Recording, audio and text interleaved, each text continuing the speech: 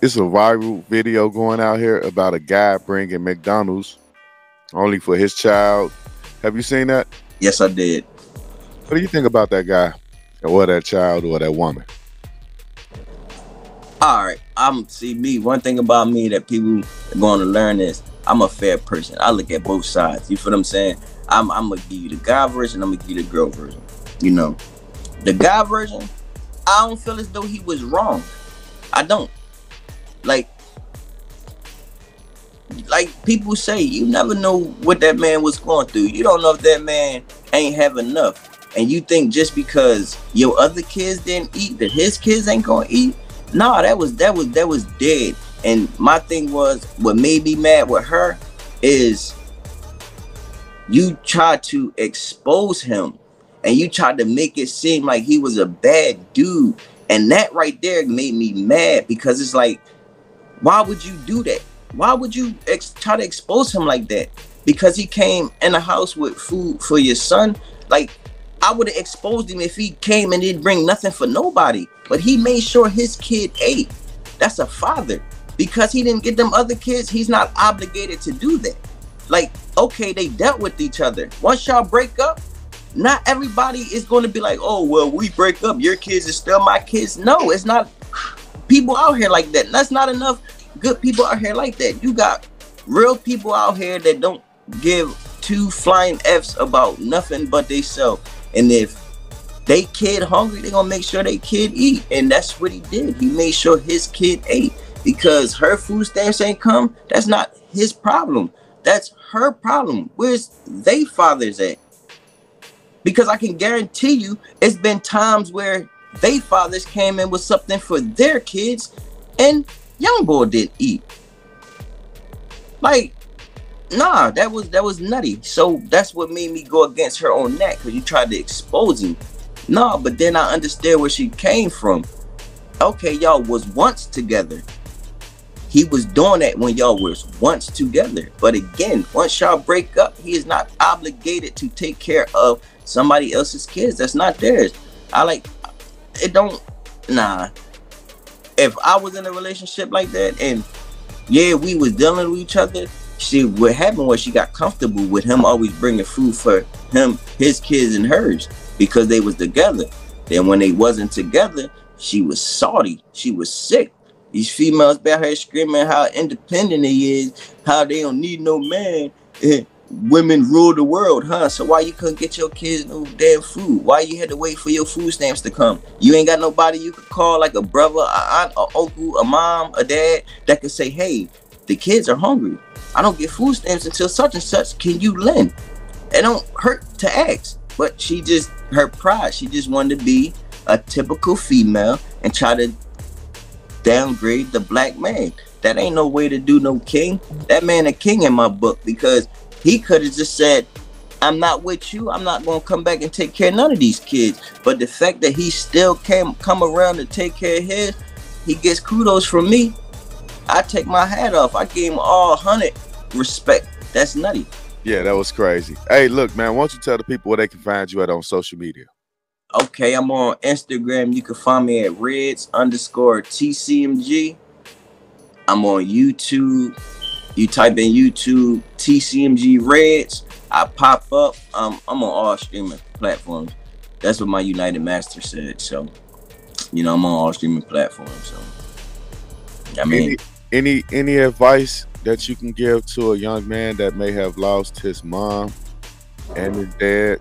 Well, I can't for a person that lost their dad, because like that guy's still here. You know, it just. For fathers that don't want to be there for their kids, the advice I can give is to the young boys is not everybody's bad.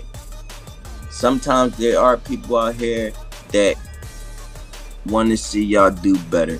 There's kings out here that want to keep having kings out here. So, you know, my advice to the young boys that fathers aren't in their life, excuse my language, but F them, man. F them. Because honestly, let me tell you something. There's a lot of good dudes out here, a lot of kings out here that would be happy to to take a young boy off of these streets and take him and guide him into the right direction. Like that would be no problem. You know, one thing I can say, any young boys out there that don't have a mom, I'm gonna tell you this: it's gonna be hard. It's gonna be hard, but just keep fighting, stay in there. Just know, because she not here where you can't see her, but she's here with you. She's in your heart. She's gonna be there with you. No, make her happy, make her proud. Because if she was alive, she would be proud. So just keep it up, man. Keep it up. It gets harder. It does. The pain don't go away, but you can overcome it. Look at me. I wasn't nothing, man. I was terrible. I was terrible. I changed my life around. I stuck in my kid's life. I was there. You know why? Because I know if me leaving my kids, that'll put a sour taste in my mom's mouth, and that's not what I'm trying to do, because she didn't raise me like that. So it's people out here, young boys, that if y'all father's not around, and it's big brothers out here, and I don't mind being nobody big brother. I don't mind sitting down talking to you about real life instead of trying to feed you a bunch of BS. Because I'm going to tell you how it really is. I'm going to tell you it's a jungle out here. And if you ain't built, don't step foot out here. Don't do it. Don't portray to be something you not. If you ain't no killer, don't be. Don't be. Just because your homies are killers, let them be killers. You don't be no killer.